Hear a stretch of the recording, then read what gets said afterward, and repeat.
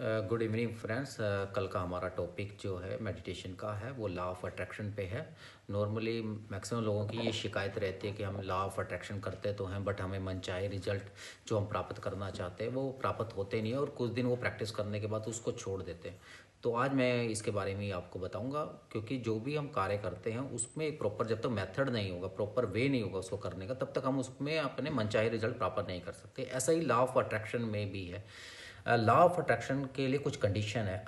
ये कंडीशन हमारी यूनिवर्स की नहीं है, ये कंडीशन हमारी खुद की है।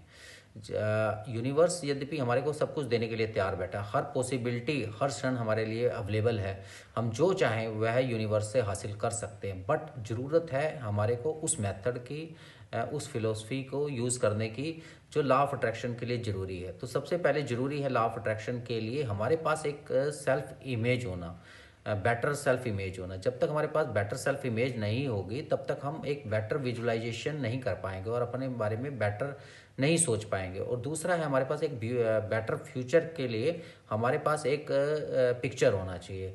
जो भी हम अपनी लाइफ में बनना चाहते हैं, जब तक हम उसको विजुलाइज नहीं करेंगे तब तक हमारा सबकॉन्शियस माइंड उसके लिए तैयार नहीं होगा। और फिर थर्ड रूल जो है वो है मर्ज विद यूनिवर्स, क्योंकि हम सभी एक एनर्जी लेवल्स पे सभी एक ही हैं।